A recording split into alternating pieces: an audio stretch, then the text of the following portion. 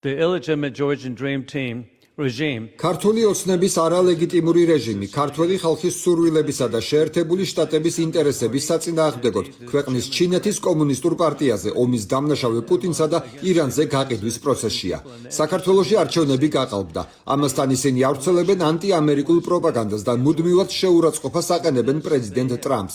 მას Deep State-ის აგენტობაში სდებენ ბრალს. ჩვენ ასევე ვიცით, რომ ლეგიტიმური პრეზიდენტი სალომე ზურაბიშვილი პრეზიდენტი დონალდ ტრამპის ინაუგურაციის დაფასებული სტუმარი იყო და თბილისში ყოველდღიურად დემონსტრაციებია, სადაც ხალხს პრეზიდენტ დონალდ ტრამპის პოსტერები უჭირავს და შეერთებული შტატებისა და პრეზიდენტ ტრამპისადმი სიყვარულს გამოხატავენ.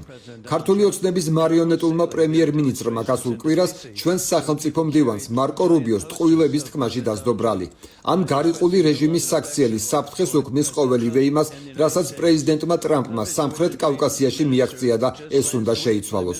ქართული ოცნების კოშმარის რეჟიმმა თავისუფალი და სამართლიანი არჩევნებით უნდა მიატოვოს ანტიამერიკული კურსი, გაათავისუფლოს პოლიტპატიმრები, შეწყვიტოს პოლიტიკურად მოტივირებული დევნა, უზრუნველყოს სამართლიანი არჩევნების გარემო, გააუქმოს დრაკონული კანონები, რომლებიც ამერიკულ ბიზნესს ახსჯობენ და დაასრულოს სიტყვის თავისუფლების დევნა.